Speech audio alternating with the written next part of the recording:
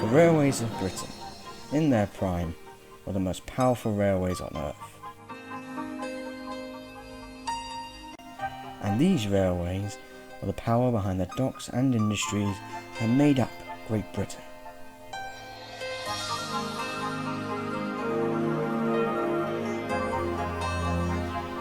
These are the tales of the Big Four.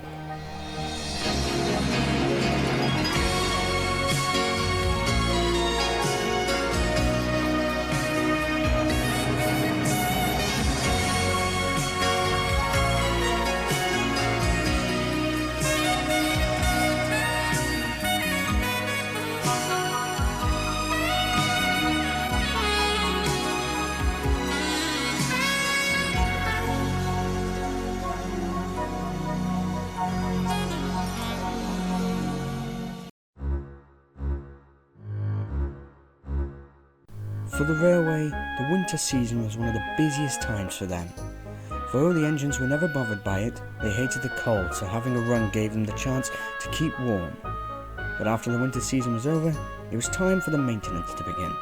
This was always the job for the smallest engines, Atlas and Brighton, the Terrier twins.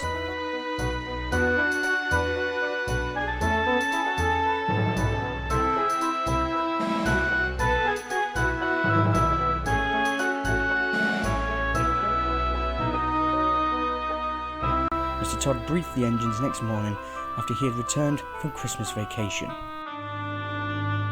Good morning, you lot. Morning, sir. How was our holiday? It was fine. Myself and the wife enjoyed every minute of it. But I really missed you lot, because you're like a second family to me. Anyway, time to dish out the orders. Hamish, your express service may be a bit delayed for the next few days due to maintenance, so be warned. Aye, sir, I understand. Jay, I need you in Horwich to pull a goods train. It is coal for the stations and fish for the market. Don't worry about your usual trains. I'll sort them out between Leonard and Caprice. Don't worry, sir.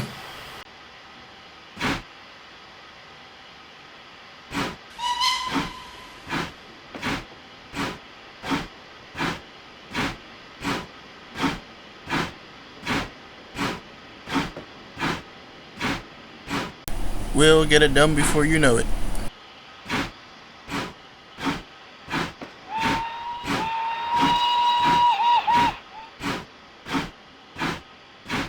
That's good to hear. Now off with you.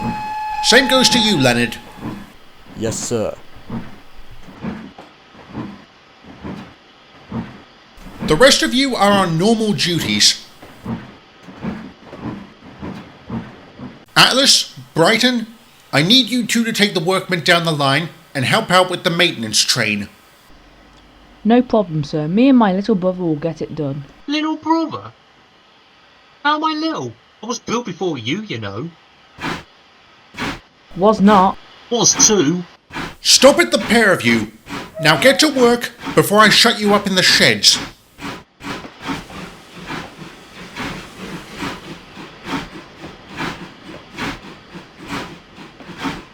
Hey, Brighton, how long is Emmett going to be with our workmen? Don't know, Atlas.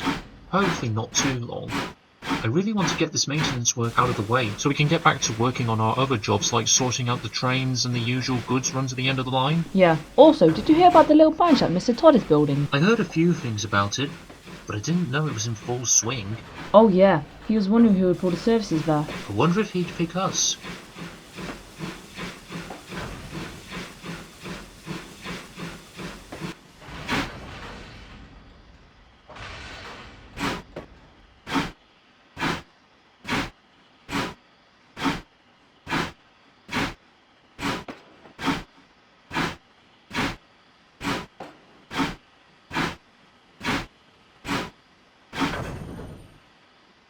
What on earth are you two on about?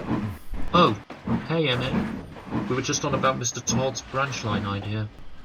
Well, never mind that. You two need to get moving or the maintenance will be delayed, and then Mr. Todd might send you both to your sheds, and you'll be in there for a week, or a month at the most. Alright, come on, Brighton. The train won't move itself.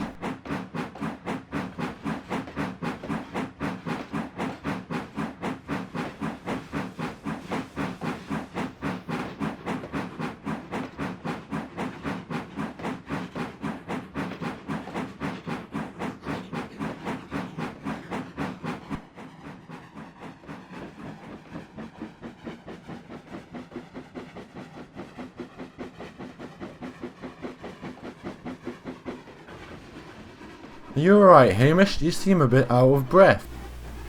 Oh, I'll be fine. Just need to catch my breath. I can't believe how many passengers there are now. Yeah, so many tourists coming here for the holidays. Don't worry though, they'll be going home in a week or so. I hope you're right. Sadly, the load of passengers did not change for the better. It became a lot worse for the engines, especially Hamish. During this time, I had to call in a few favours from some old friends who had lorries to take some of the weight off my shoulders until I could sort out the passenger situation. I was able to sort out most of the problem by putting Emmett, Jeffries and Leonard on smaller passenger services to help lighten the load, but that still didn't help.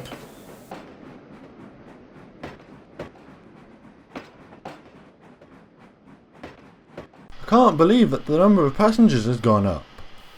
I know I'm down for passenger trains instead of shunting, but right now I want to go back to shunting. You said it, Leonard. I'd rather be back at the top station being the station pilot than doing this. When do you think this whole passenger situation is going to calm down? I'm not sure if it will, lads. We'll just have to hope and pray. How can we pray? We have no hands. Well, for goodness sake, Jeffries, it's a figure of speech. We're not literally going to pray. Besides, how are we doing anyway? Bash buffers.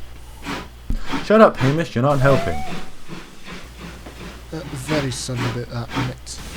Blimey, the maintenance work has become a nightmare, especially with all these passenger services being put on. Well, we can't really do anything at this moment in time, Atlas. I just hope that Mr. Todd finds a solution to this whole problem. Anyway, where's your brother? Shouldn't he be here with you? Well, he told me to come back while he stayed at the main train. He said he would be back later on tonight. He mentioned that they were moving further down the line to continue the work, but I'm worried. Why's that? Well, it's near the old scrapyard, and there's many stories saying there's a ghost engine roaming up over the line. I've heard of those stories, Atlas. They're not true, my friend. Although, it is strange that I hear a whistle beyond that old wall in the evening. You said it, Jeffries. I wonder what's beyond that wall. Someone, get the crane, quick! Caprice just had an accident. What? Where? How? He was taking the post train and lost control. He's been found in a bad way near the wall. Workmen are working hard to remove the rubble, but they don't have the manpower to move them back on the line. Hamish, you take the crane since you're the fastest here. Alright, I'm on it, hang on.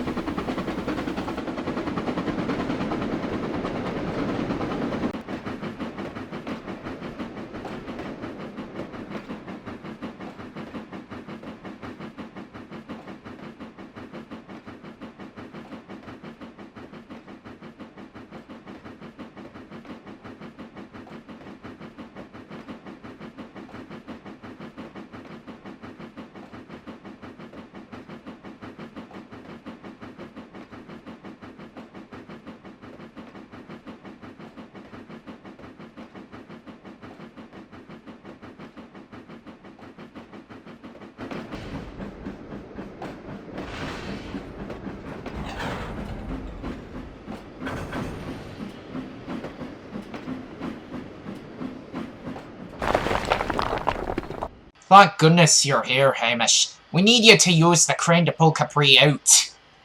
In all my time of being a railway manager, I have never had an accident as bad as this. Caprice was in a state but was safe. However, that would change if he wasn't moved from under that wall. Luckily, Hamish arrived in the nick of time.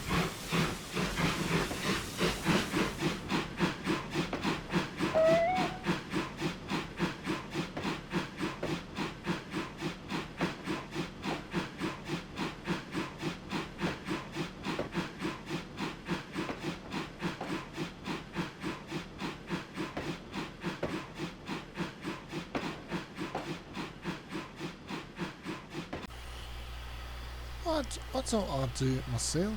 It might be safer. Hamish, mate, bad move. If you pull me out on your own, you risk your own safety.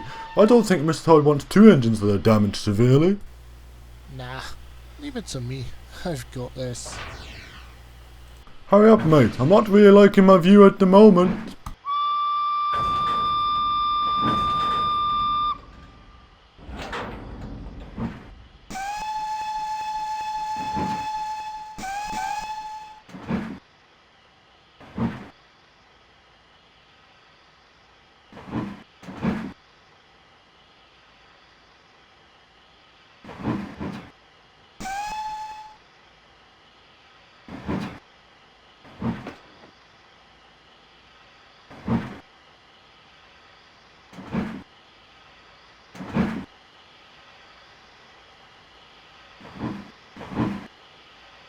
An hour or so after, Mr. Todd and a few of the workmen inspected the damage.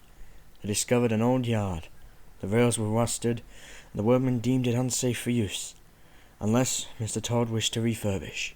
He declined the offer for the reason that it was a part of the old line the HVR was built on, and he dared not disturb that place due to the tragedy that happened long ago. So, what did you see on the wall, Capri?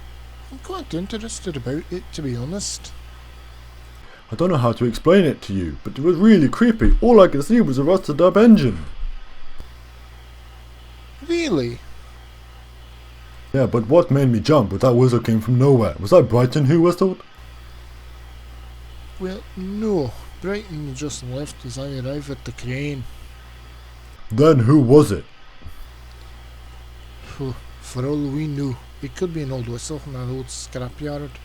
Though I've heard what appears to be a whistle from a steam engine a few times there as well. So, for all we know, it could be that.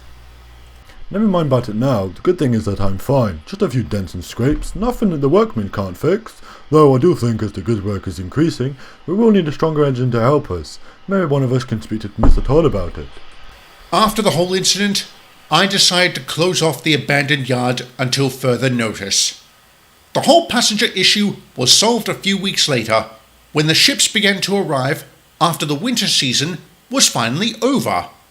That's when we ended up with more cargo work than we could handle. Thinking about that, it may be time we get a new engine at some stage. But that's a story for another time.